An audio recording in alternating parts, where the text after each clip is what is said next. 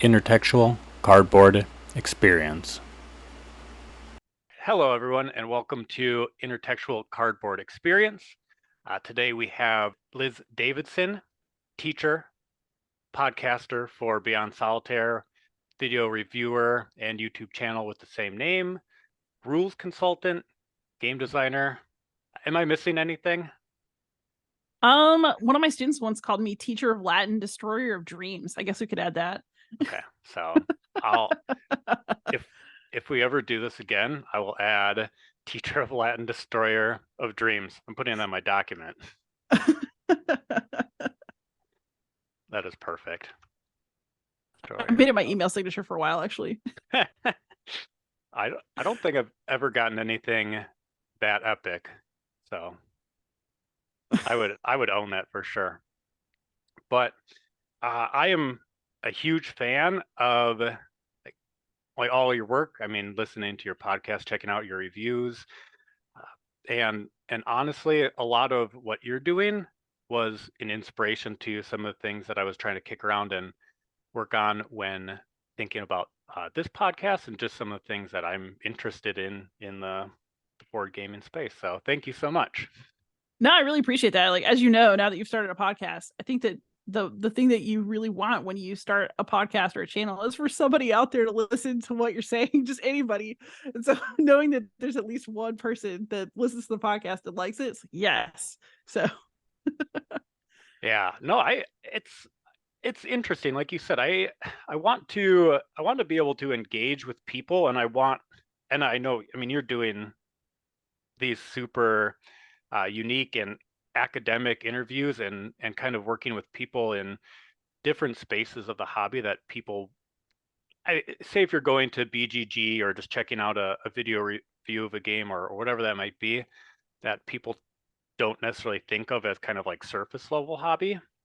And you're like diving deeper and having these conversations, but it's also like you said, a conversation with the audience as well. And I'm just, like I said, I'm fascinated by the people you talk to, the questions that you've come up with, and like the discourse that you started. So no, it's much appreciated. And it's a discourse that there's always room for more people. yes, Like, the hobby is one big conversation, at least in my opinion. So yeah, the more the yeah, merrier. yeah.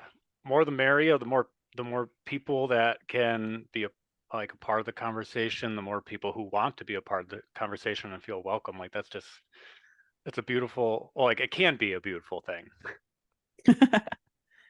Um, well, cool. So yeah, like I just wanted to kind of get that preface out of the way, but I have set up for the start of this interview. I basically took a bunch of questions. I have a document, but I didn't just have a document. I turned it into a Google form as you are a teacher, and I guess Google Forms or whatever platform you're working on is, well, it's a staple. Is it for you? Do you use Google Forms? All the time. I love Okay. Google Forms.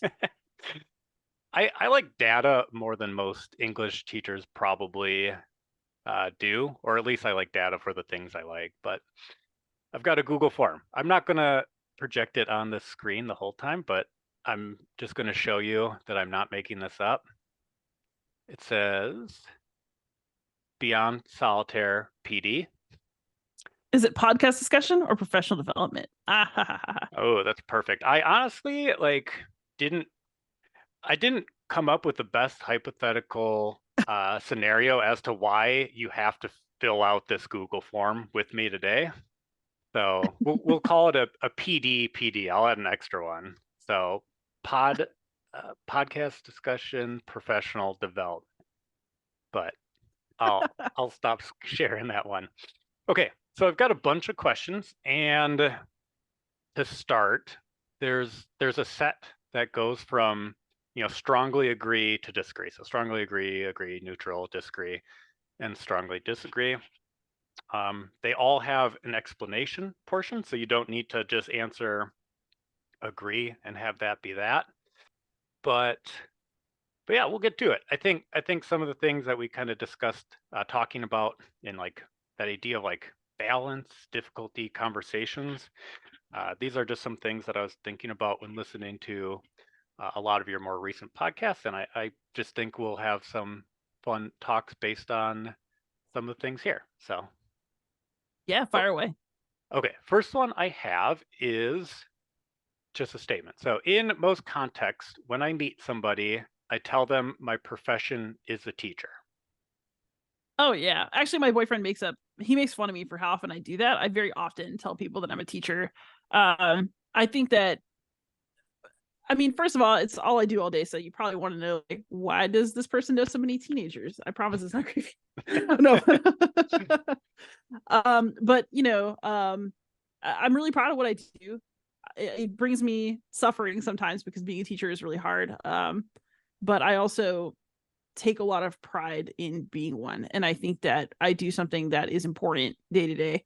And so I tell people about it because I'm proud to be doing it. That's awesome. Yeah, I mean, with the handful plus of titles that I started the introduction with, I was just curious, as you're doing more and more in the board gaming space, like how many times opportunity kind of presents itself for you to say, I'm a game designer, or I have board game channels and podcasts and everything like that. Ooh, more and more over time. Saying that I'm a board game designer is new because I have one design and then I have some other things that I'm working on quietly. But I don't fully adopt that label just yet. But I think that's more of a me being hesitant thing than like a reality thing, if that makes sense.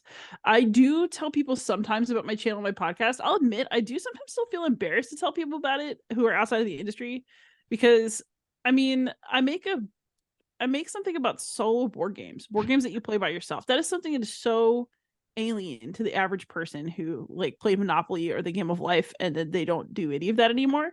And they think that board games are maybe something that nerdy people just do with their friends. Maybe they only know about D&D now. Talking about, yeah, I have this but however, because my scholarly work, such as it is, I would call what I do public scholarship, in my gaming life have mixed so much. I've actually put in professional development requests this year for things like I'm going to go give a little panel at Bowdoin in April. And it's going to be about the Roman Empire and games. And what's so funny about that is I asked for professional development hours instead of having to take a personal day, and I got it. But my admins were like, "What?"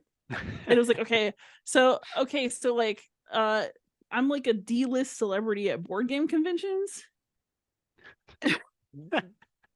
And sometimes I talk to professors about board games, and it's turned into an invitation to a college to talk.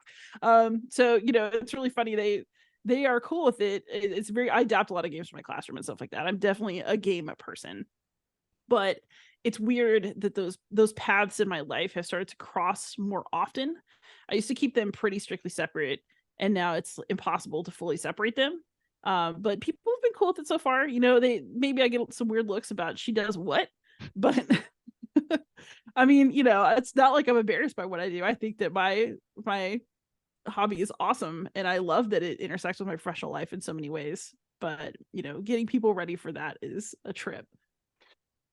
That's really cool. The part about the connections and how, I mean, obviously, as a teacher, having the opportunities to, incorporate games in your classroom or tweak designs and do whatever. And that's a lot of what you talk to a lot of your guests about, and some of the ideas or simulations or programs that you and your guests discuss. I mean, that blows my mind, just because I think when people think like, oh, like I played a game in class, like it could be about as basic as it gets, but we, like, that's not what the people you're talking to are doing, and that's not what you're doing either. So Although that said, there's a lot to say for very simple games in class. My neighbor is also a gamer. We have adjoining classrooms, and he's also a Latin teacher.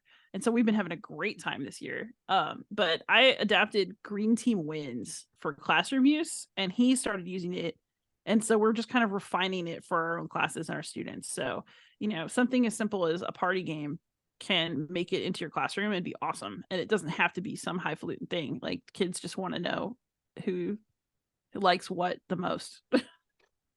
Yeah, green team wins. Oh, we're spoiling future PD questions, but that's one of the games that was on my mind, just kind of for, like you said, as like an icebreaker that fosters like fun and goofy conversations. And I kind of did that as like a break game over a longer creative writing course I was teaching over the summer, where we were there for like 4 hours. So occasionally we'd just take a little break, and maybe I'd pitch some sort of connection to creative writing for the games we're playing. Sometimes there was a very loose reach. Sometimes we were just hanging out and getting to know each other. But like the kids, when we played that, like they would talk about, like a this or that or best of three for like 10 minutes. I'm like, oh, okay, well we can move on to the next question.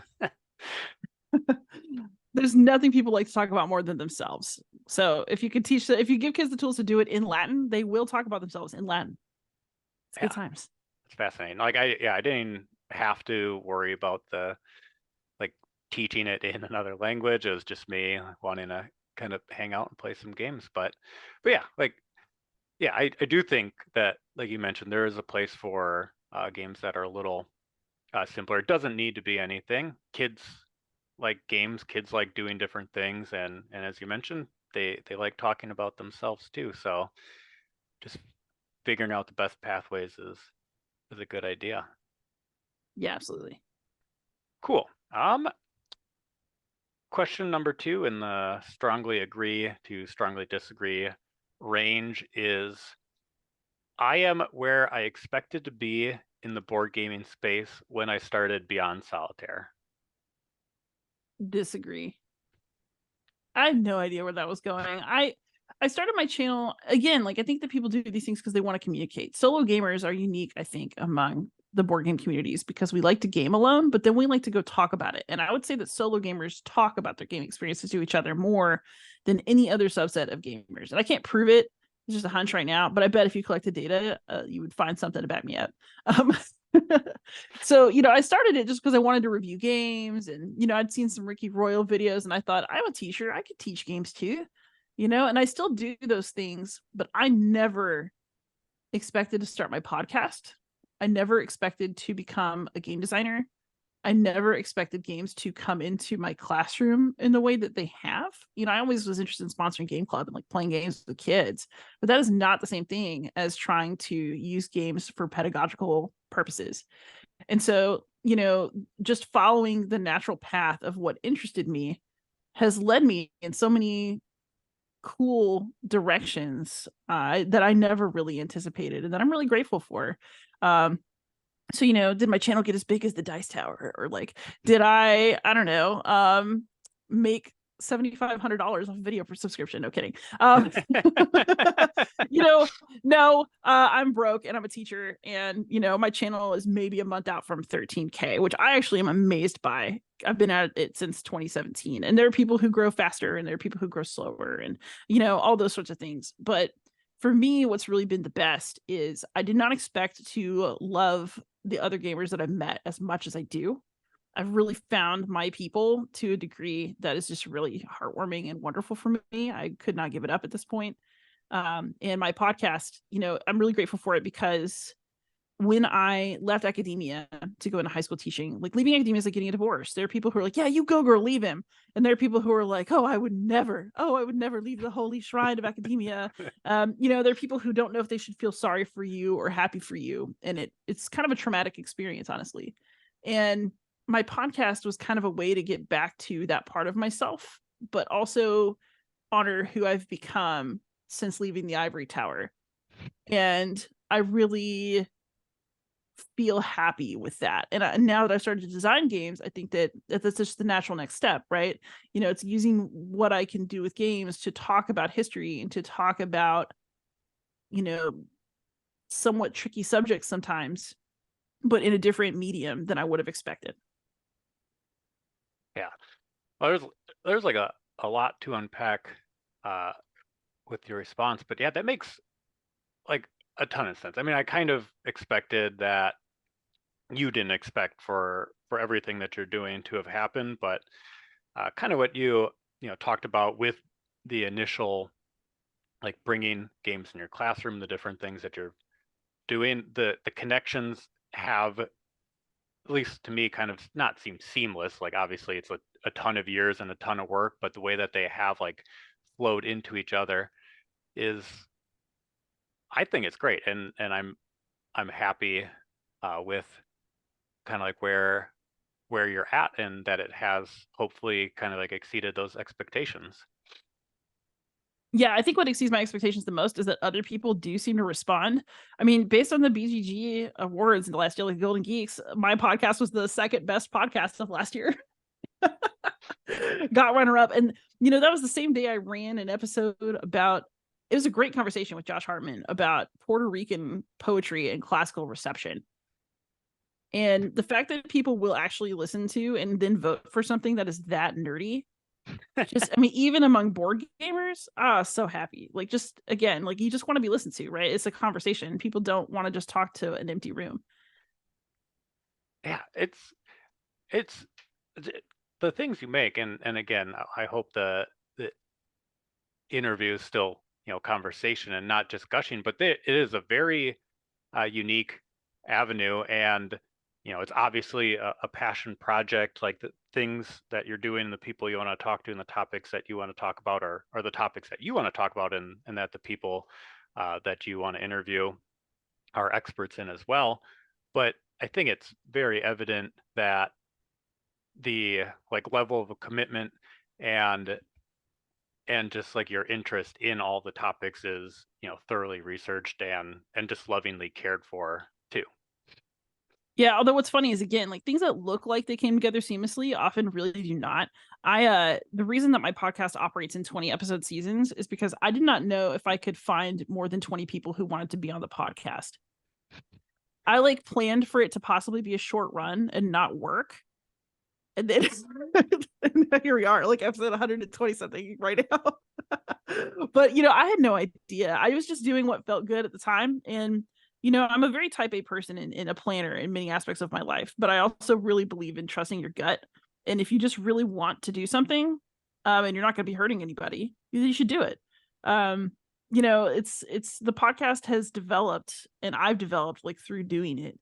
And so everything seems really natural because I let nature take its course. But I don't think that the Liz that recorded the first episode in 2020 would have expected the podcast to be where it is now in 2023. Yeah, that's a funny point too, that you said your initial season that you kind of broke it up into 20 to get the guests, and then maybe like take a pause and everything like that. I mean, as I mentioned earlier, there are elements of your podcast that have been inspirational to me, and that's kind of how I'm seeing me operate it too, is that I obviously want to talk to people that I have some connection to. I mean, obviously before we started talking, now our connection was you doing your work and me consuming that work and enjoying it. But like a lot of my research for you're now my third guest, has just been like inherent. Like I have watched your videos, I've listened to your podcast, and same with the people before me, like John, I've played his games, and Taylor, I've watched Taylor's videos and everything like that.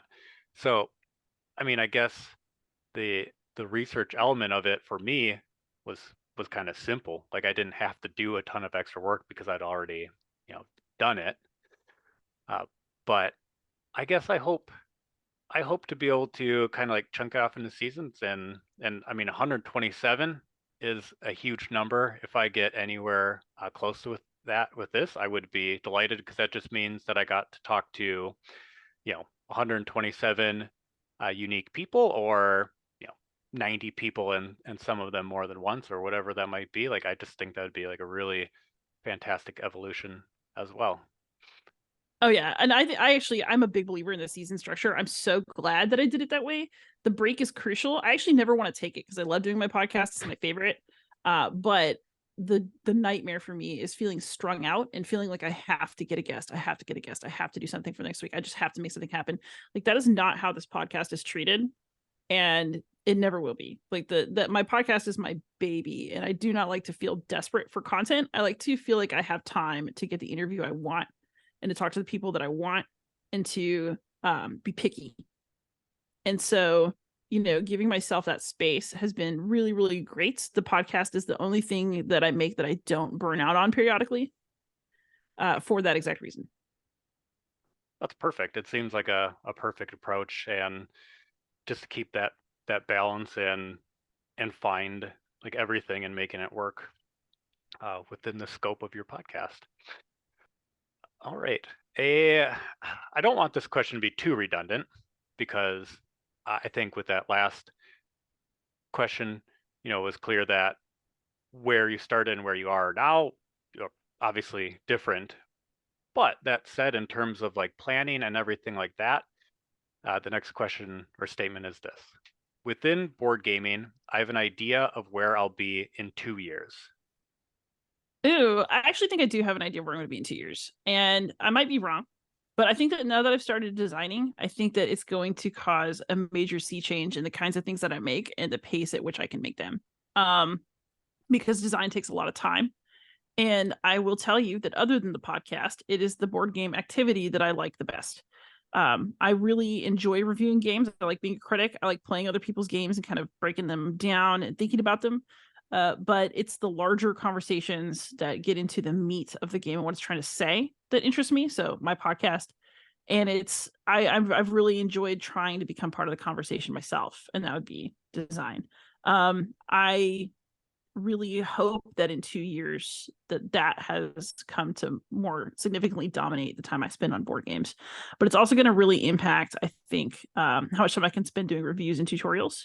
And I'm going to have to think about what that's going to look like on my channel over the next couple of years. Like, I don't think I'll ever stop doing those things completely, but I do think that my time might have to go somewhere else. And so I want to keep my channel. What does that mean my videos will look like? I don't really know. But I think that it'll look different. Yeah, that seems extremely fair, especially with, the amount of podcasts that you're doing. The podcast stays. Yeah, the podcast stays. The channel's going to stay.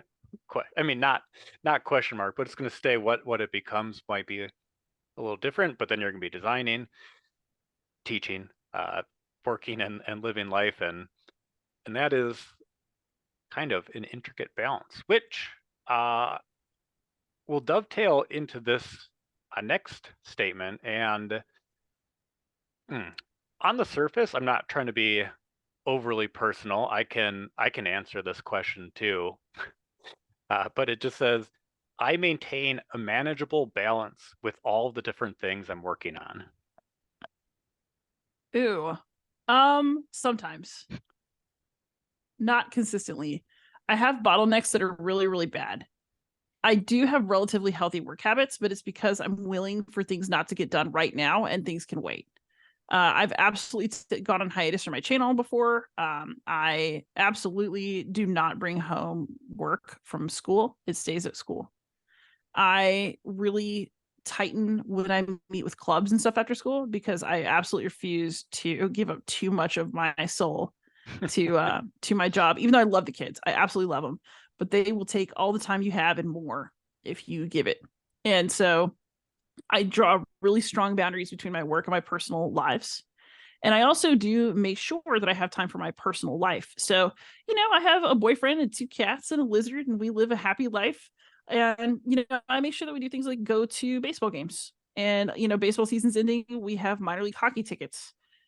We go to the aquarium. We go to the symphony. Like, all of our money for dates and stuff is spent on making sure that there's a place to go and have an experience that's going to be meaningful for both of us. And I think that makes my relationship stronger. I try to go to game nights with my friends, so I have friends that I play games with as well. And so, those things are more important to getting that review done on time.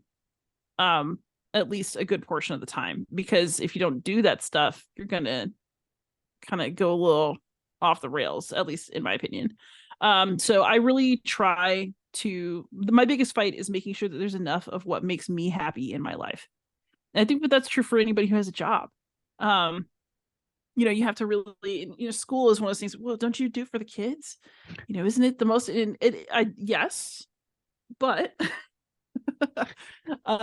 fighting for yourself and for your own creative time, nobody else is going to fight for that except you.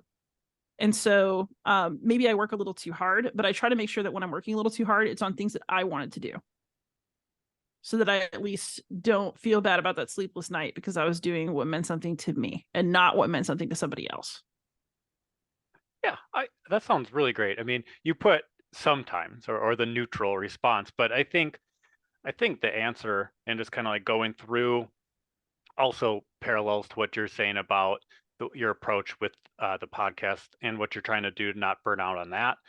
But by taking those steps at school to do your work there and to like set kind of like time limits and boundaries with the club and everything like that, it's just like a lot of work in general, but also a lot of work that's set up in a way that you're managing that like wear and tear and all that burnout too. Yeah, and I definitely have phases where I don't want to play games, so I read. Just trying to I just try to make sure that I'm doing something that's good for me. And that's funny because part of the reason that I wanted to like work on this podcast and explore some of these conversations is maybe probably not necessarily the historical lens that you work more in, because if I were to ask you questions about like incorporating history into games and everything like that, well, that would just be a lost cause for anyone that's trying to pay attention. I could ask some questions, but I couldn't really converse in them. But it's that I wanted to see overlaps in some of the hobbies, in some of that like personal time for me, and just explore some of those connections, so that I don't feel like as bad if I'm not playing some of the like the heavy games that I like purchase with the intent of playing over and over again because I don't have like the brain space for, or playing a video game even that's like potentially a little more draining than another one. But yeah, although Baldur's Gate 3 is calling me so hard right now, and I'm trying so hard to be good until at least the weekend. I do have a question later on kind of some video games that are the ones that you'll go to, and I feel like Baldur's Gate would be one that could wrap me in, but I fall into like spurts. We'll get to that. I don't want to get too ahead of myself, but nonetheless, it is like I do want to kind of like check out those connections, and part of this conversation too is just thinking about kind of like the mind space for things that are a little bit more difficult or a little heavier, because I think the work that you're doing with your podcast is probably a little bit more heavy in multiple senses of the word than a lot of the other content that is out there too. With that said, the next question is, given ample time, energy, and ideal conditions overall, I prefer to play quote unquote heavier games as opposed to lighter games. That is true. However, I do not like heavy games for the sake of heaviness, and I would prefer a lighter game that says something interesting over a heavier game that's just heavy. The reason I gravitate towards heavy games is not because they're heavy intrinsically.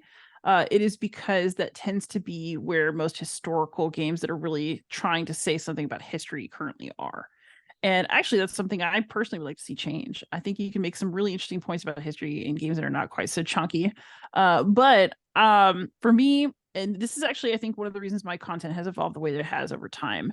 I do not like reviewing games to just say, oh, I like it or I don't like it. Oh, it's fun. Let me talk about this mechanism. And like, I absolutely watch reviews like that. There's a place where I listen to conversations about that when I listen to a board game podcast, but I don't like to talk about that. It makes me feel, I don't know how to explain it. It just makes me feel like I'm not offering enough personally. Like I'm that way. And like, even though I don't feel that way about other people's stuff. I want my games to offer me the same thing. I want something that's grippier than just, oh, this is a neat little set of interlocking mechanisms. How cool. I like that for a short period of time, but I need something grippier to feel really, really engaged and to stick with something for a longer period of time. And so it doesn't necessarily mean the game itself has to be heavy, but I want the game to give me something to think about that isn't just the game. I need it to be more than the game. And so actually my least favorite phrase is, oh, it's just a game. Like, what? No, thank you. First of all, I don't think anything is just anything because I'm a historian and I'm an academic and we are irritating in that particular regard. But my games are never just that to me. And the games that stay in my collection are a little bit more. They're making a statement. They're connecting me to something interesting. They create a specific emotional experience or interaction that I think says something interesting about people or human nature or history. And so, for me, it's less about weight of mechanic and more about weight of thought of topic. Yeah, that's great. And kind of what I was just saying before is, the question was phrased in a way, given ample time, energy, and ideal conditions overall. I feel like I know that you do a lot better job of making the time and energy and those conditions to become realized, because that's definitely one of the things that I struggle with. Is I have kind of, behind me, this was my quote unquote war chest, and they're not war games, they're just like all historical games. It's a good friend like over there. They're all in there, and that's probably the one part of my collection that gets touched the least, which is saying something, because I don't know, there's a lot of things that don't get played as much as I want them to, but I think everybody can, not everybody, people that have too many games like myself can sympathize with a little bit. Oh no, that's true for me too. I always want to play more than I can. I do as much as I can, but there's limits always. I would love it if high school teachers had sabbatical, because I would go on a sabbatical and then I still wouldn't do as much as I wanted, but I do a lot more than I can do now. I know, it's weird. Speaking of that, I mean, especially with all the other things that you're doing, and I'm not going to get into, people talking bad about like teachers or the summers off type of stuff, but I feel like last summer I did, not this past one, but last summer I did like so much gaming. I mean, I track my plays. I try to make sure that I am like actually relatively conscientiously buying stuff and using it. And I don't know, there's something about this most recent summer where, I mean, I teach summer school too. So it's, again, I work over the summer as well and do other things, but I just didn't play like hardly, as maybe half of the plays that I got in last year, not just number of plays, but duration. And I don't know what the reason is behind that. Yeah, I mean, I'm actually about to have a terrifying summer next summer because it'll be the first one in a long time I'm not teaching summer school. And it's not because I'm financially ready not to do it. It's because my parents said, we are going to Portugal, and if you buy your ticket, you can stay with us in the Airbnb and hang out in Portugal for 2 weeks. And I decided that money is less important than going to Portugal for 2 weeks. And I may yet regret that. But probably not, because you only live once, right? But, first of all, people who complain about teacher pay, we're paid across 12 months for 10 months of work. So stop it. 2, you need a break from your kids. Think about how desperate you were to send them back during quarantine. And 3, most teachers do work in the summer of some kind. So basically I'll be going on a trip to Portugal, and then I'm going to be working like an animal on my channel, because every time I get a chance, that's what I do. Trip to Portugal, especially with family, that sounds like a very valid reason to take a year break from summer school. Yeah, I mean, I think that you just have to do what's right for you, and that can mean making memories with your parents while everybody is still in good health, and while everybody can travel, and I mean, this is the time to do that stuff. So that's cool. Well, I hope that trip winds up being like good, safe, and fun, and providing a lot of experiences for you and your family. And then also, I like anything that's kind of experiential, I would have to assume for you, like how that's going to kind of tie back into, your gaming, your designing, your like history study and everything like that too.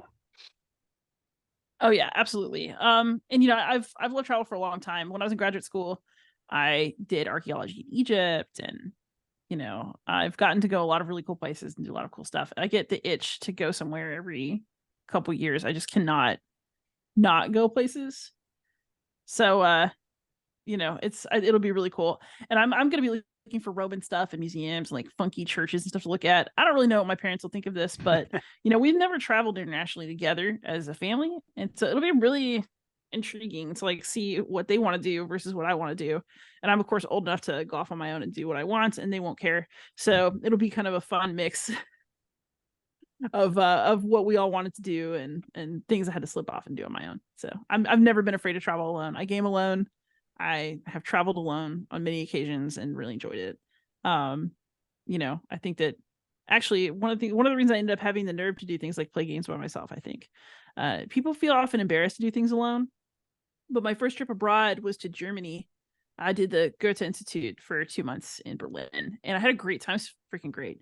But everybody talked about, let's take the train and go to Paris for a weekend because we don't know when we'll be back. And every single person backed out of that trip. And I was like, you know what? I'm going to go anyway. I don't know when I'm going to go back. And I eventually did get to go back and spend more time in Paris. Thank goodness. But I didn't know that at the time. So I went and I had the best possible quick trip to Paris that anybody could have. And I went by myself and I ate everything I wanted to eat. And I went and saw everything I could possibly see in a day. Just went crazy, met some nice people on the train, had a wonderful time. And, from that point, it was like, well, if I want to go see this museum and nobody else wants to go, I guess I better go then. Or, oh, I want to try this restaurant near my host mom's place, but nobody wants to go. I think, well, I guess I better go then.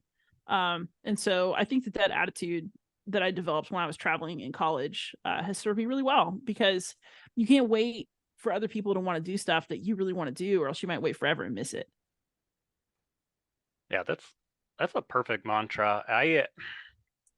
Maybe that's inspiring. I was listening. I told you right before we started that I was listening to your podcast with Aaron before, talking to you. I was driving and I was listening to that podcast, which is what I do. And there was I honestly can't think, this was an hour ago, which is forever ago, but there was a level of your conversation that just like wound up being like really inspiring to me, and your talk about travel will maybe inspire me to break out. But you mentioned the cats, and it's we've got a lot of animals here, so I think I can, well, for better or for worse, I use them as an excuse to stick around a little bit too much. Honestly, though, my cats are great company. I love those cats. I know that people who don't really have pets, like, maybe don't know that you just love them so much. Like, I think about my cats when I'm not home, and I think about how much I would like to see them. Oh, I mean, like, as an excuse for like bigger trips, or even if I'm out, I'm like, oh, like, we have cats and dogs and birds, and we're fostering a bunny right now, so it's kind of a mini zoo up in here.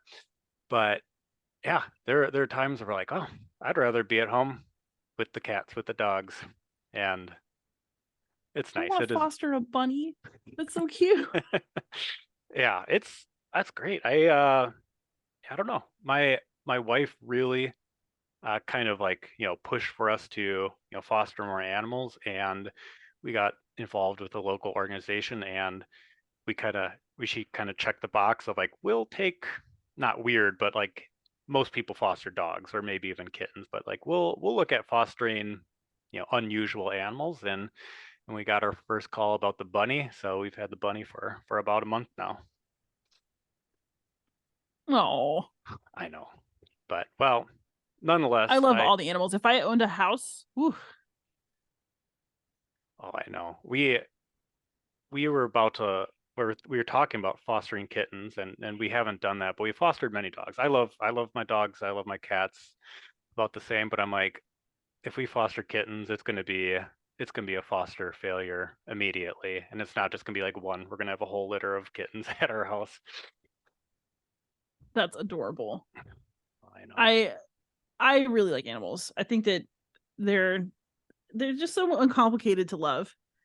People disappoint each other and have expectations that they can't meet and all these, but like all my animals have to do is sit there and be cute. Like if they hated me, I'd still love them. So And they could be doing something that's completely like not that cute, and it's still cute. that's still cute. I can get over the barf. It's like, oh, poor baby. It's like, well, no. Yeah, you know, I have a bearded dragon. Their poops are like nasal napalm, man. They can clear a room. She's still cute. I love her. It's all right. That's funny. My wife found, like, she's worked at a school too. This is kind of her first year where she's not going to be working there a ton. She'll still help out as at a Montessori school, but they had a bearded dragon that unfortunately just passed at the end of the last school year. But then through another kind of random set of circumstances, she helped her cousin acquire a bearded dragon. So they're really fun. super cool. Mookie's been in last year's school picture and in this year's. I bring her now to get my picture taken for my ID. And she's a good sport. I like that. I'm not going to steal that idea, but I kind of want to now. No, I think you should. I am fully in favor of weird animals. And I mean, somebody has to be cute in the yearbook picture, and it ain't going to be me. So Mookie has to take that on. I'll look. I'll see. I'll see what I can sneak in, or I don't know. It's one of those things. It's like, do I ask for permission, or what's the second part of that phrase? Or forgiveness? Yeah, whatever, for forgiveness, or just bring in some animal and take a picture with it. Definitely just ask for forgiveness later. Yeah. All right. Well, again, more inspiration. I'm inspired to travel, and I'm inspired to bring in animals for school pictures too. Okay. I had before I started like thinking about animals too much, I had a decent transition to this next one, and this is kind of like the second to last strongly agree to disagree, and then there's just some kind of like random questions. But this is, I frequently partake in supplementary activities in order to enhance particular gaming experiences. So books, articles, movies, podcasts, YouTube video essays, or anything like that. Oh, very, very frequently. Always. It's just not as good if you can't. Like, I played Lisboa and read a book about the earthquake in Lisbon. I went on. I didn't get to go on as much of a war movie kick this summer as I wanted to, but I have a whole list of war movies I still want to watch. I watched a bunch this summer. That was really wild. It's fun. I'm actually less happy if there's not a supplementary activity to do. I want to do the supplementary activity. Give me something cool.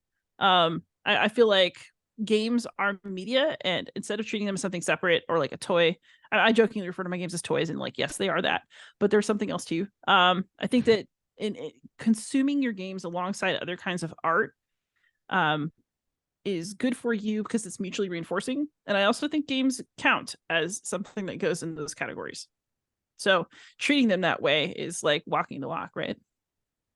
Yeah, exactly. And kind of chalk it up into things that I want to do but don't do a good job at. I mentioned, some of the historical games that I don't touch as much as I want, but a lot of times the rule books or designers, whether it's in the rule book or online, will mention some of the reading that they did as research for it, and I always like tell myself that I want to do that more. I do think I lean more literature than history and nonfiction. So one of the things that I initially, when I got into the hobby of board gaming, was seeing more was out there, and the game Nemo's War came across my face for the first time, and I'm like, oh, that's really interesting. And I hadn't read 20,000 Leagues Under the Sea, so I just kind of gave myself an excuse to, both read the book and buy a brand new game.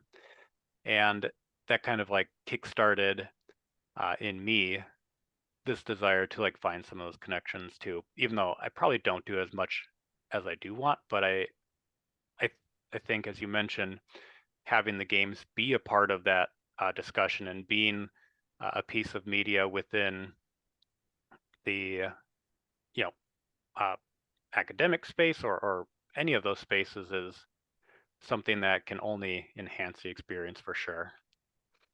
Yeah, I'm also just terrible at categories. Like you mentioned, you're more of a literature than history person. To me, there's like very little, it's all mutually reinforcing. I'll read some historical fiction about Renaissance Italy, and then I'll read a biography of Machiavelli. I will, I like it all together in a big pot. And I sort of feel like English and history as subjects are really not that separated, because if you're reading something that's from the past, you have to understand its context.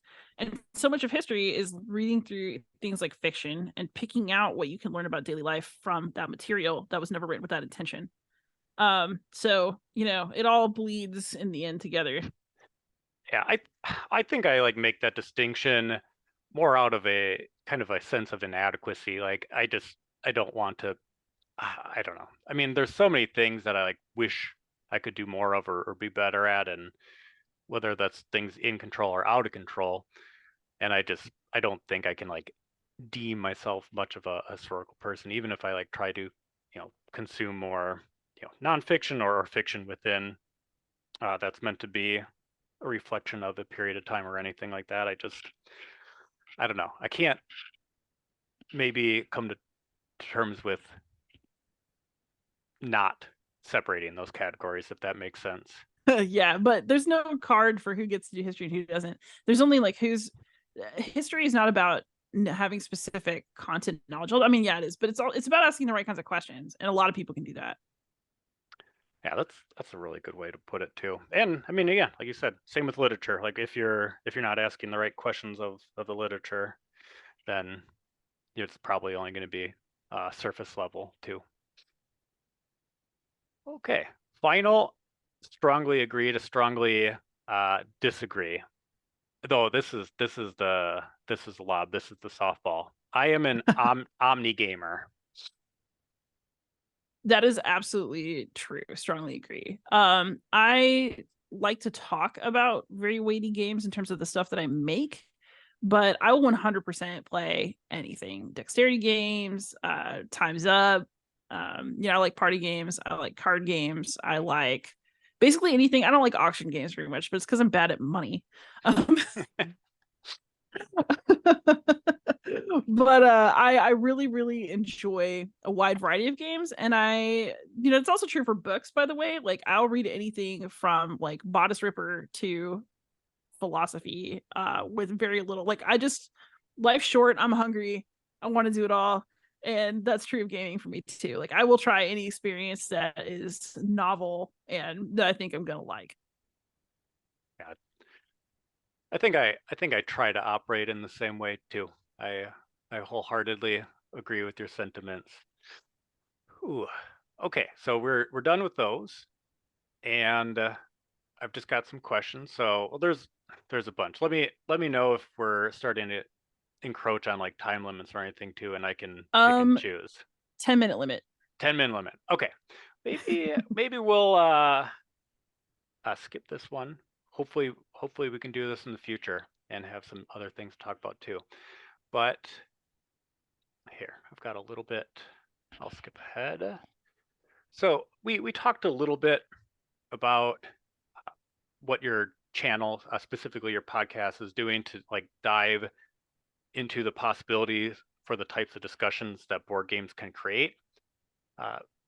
Is there anything like further that you want to comment on regarding your channel's goals regarding board game based discussions, maybe considering kind of like what you've done and what you might be interested in doing?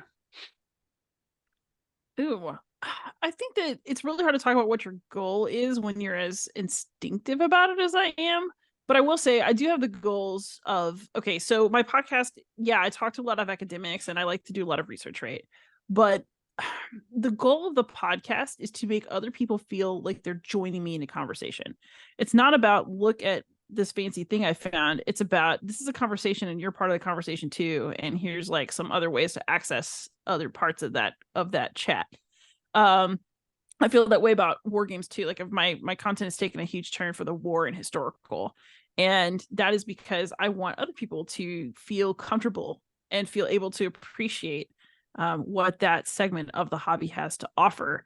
I feel like a lot of what I do is an invitation to others to play with me. And my hope is that will continue, right? And that's of course continuing very literally now, because you'll get a sense of me, I think, in the designs of my Neat play in coming years. So Night Witches with David Thompson is of course going to be my first published game, but I have other projects that I'm working on that I hope will bear fruit in the next couple of years.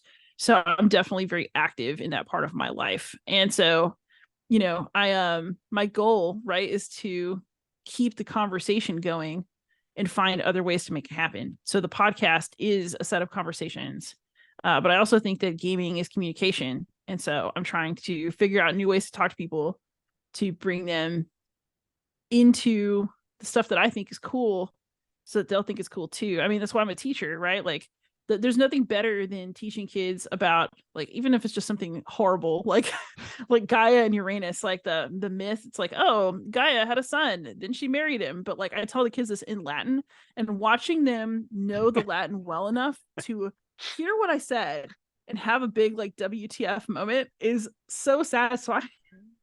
Like, I want people to be able to communicate with me, right? And so, I make the channel and I'm making games and I'm making all these things so that we can all engage, so we can all participate. So I want to keep being an on-ramp for people wherever they're at.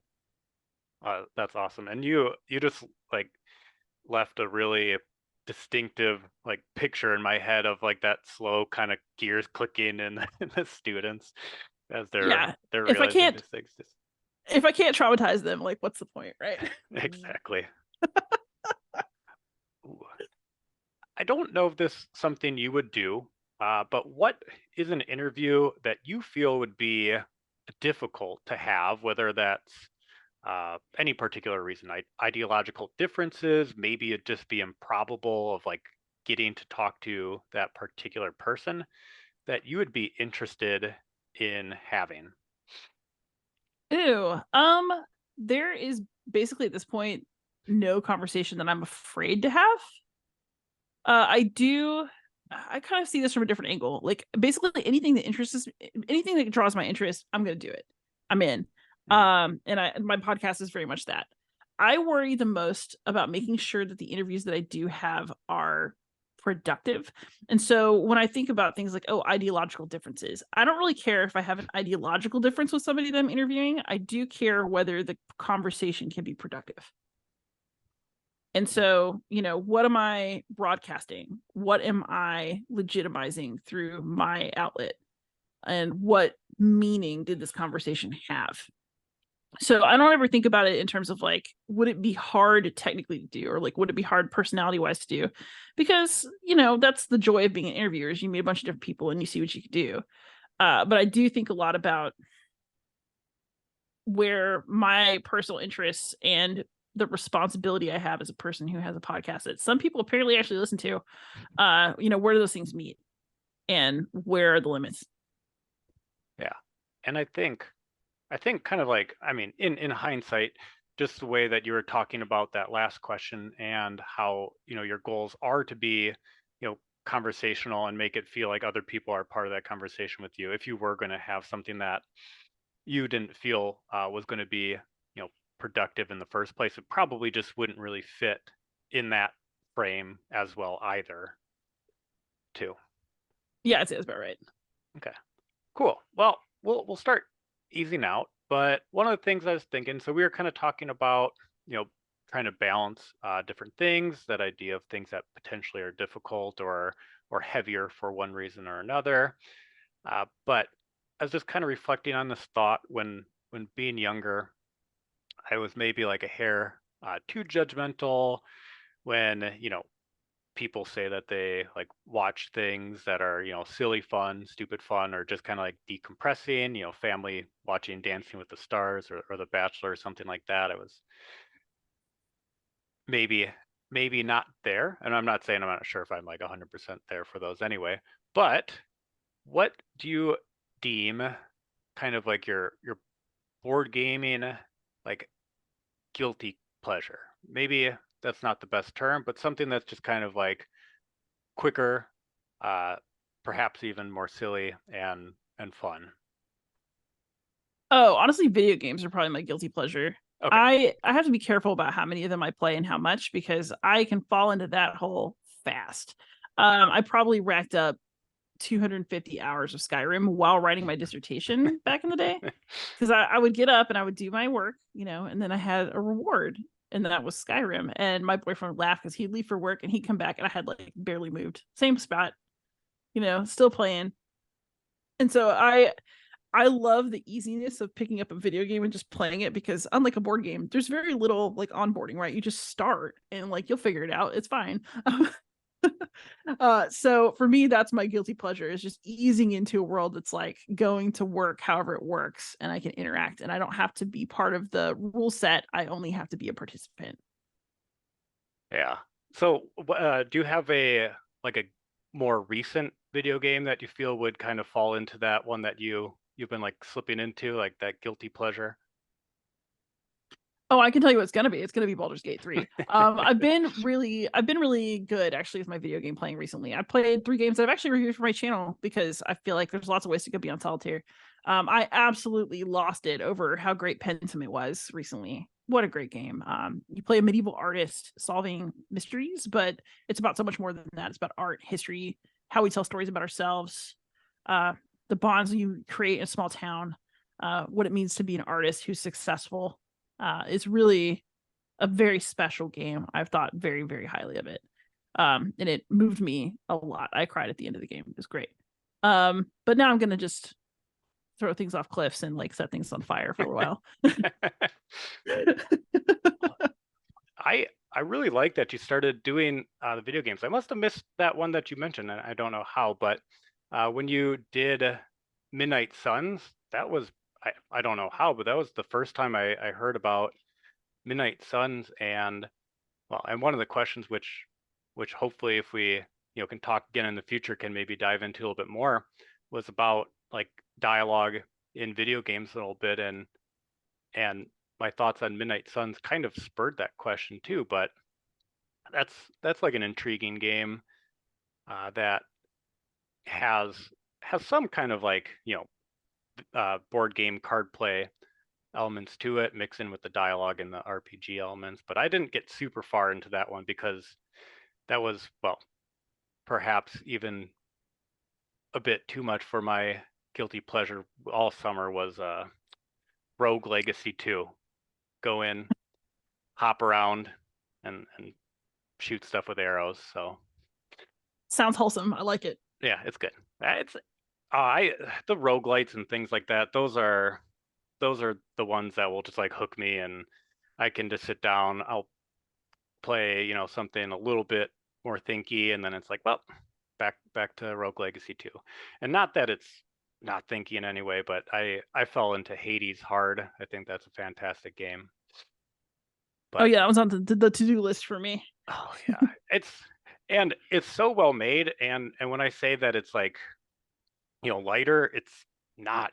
There's so much going on, there's so much that you can think about, but just kind of the more of the play patterns, I guess, is what I mean for that you can just fall into and watch, rinse, repeat. If once you play that one, you'll have to let me know what you think, because it's a lot of people's favorites, and I think it's been fantastic. Yeah, absolutely. Okay, cool. Well, this is going to be my final question in general, but anything that has been on your mind that you've been playing, watching, reading, listening to, or kind of consuming in any way that you want to give like a quick recommendation to?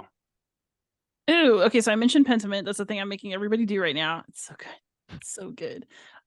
Ooh, have I read anything really great recently? I'm in a bit of a book dry spell, but I not that I haven't been reading, but I haven't read anything that just really caught me. But my best read of the past year was Babel by R.F.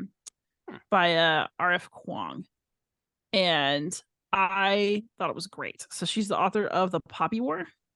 Okay. But Babel, it can be a little heavy-handed. It's like a narrative on colonialism and academia and language. But I also thought that she deeply captured the agony of being entranced by academia, but also knowing that it's bad for you. And I think that every academic of every stripe has experienced it. And it really, like, her thoughts on language and translation were also really fun. I really enjoyed it tremendously.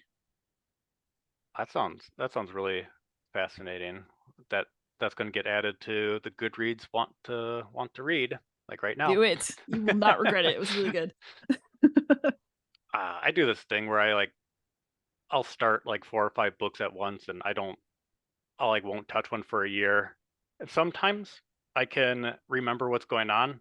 Actually, probably say most of the time. I can like read 2 pages back. I'm like, oh, okay, we're good, and then go. But the times when it doesn't work out, it's like, well, I wasted like 200 pages on this book. I'm not sure if it's the best process, but it's never a waste. And also, you should never be sorry to DNF things. Like, you don't have to continue with things that you don't like. Life is short. that's true. Well, it's not even like not finishing them for desire. It's just the way I operate, which who knows? Who knows if that's if you really normal wanted it, thing. it would happen. It's okay. That's true. Okay, well, cool. There's so many things that we got to talk about. I think, like I mentioned, there's a couple things that we skipped over that I would love to talk about in the future. But nonetheless, especially with your designs, you mentioned night witches, which I mean didn't even really talk about a ton, and I know that you've talked about it a lot on your channel, which is why I didn't want to bring it up too much. But for anybody that's listening to this, when I guess whenever that comes out, process wise, what's the timetable for that? Oh God, I don't know. Ask Kevin Okay. from Fort Circle. No, it's sometime next year, hopefully. Okay. Right. Oh yeah, I listened to that podcast, so perfect. Well, sometime next year, look out for Night Witches, and also I'm really excited to hear more about the other things that you're kind of like working on as well, and maybe that will create new conversations, well, for us or just for other people to listen to, with you talking to other people on your podcast as well. I very much hope so. And hey, I'm so happy to be episode 3. I wish you all the best on this podcast. I'm very excited to see where it'll go in the next year, 2 years, and beyond. Yeah, no, I really appreciate you being here, and thank you so much. Thank you. It's been awesome. All right, bye. Thank you so much for listening to Intertextual Cardboard Experience. Feel free to reach out via email, which is bodthepod@gmail.com, or check out my Instagram with the same name. There's not much on there right now, but I'm looking forward to working on the Instagram and other forms of social media and a website a little bit more in the future. Until then, keep playing, watching, reading, listening, experiencing. Thank you.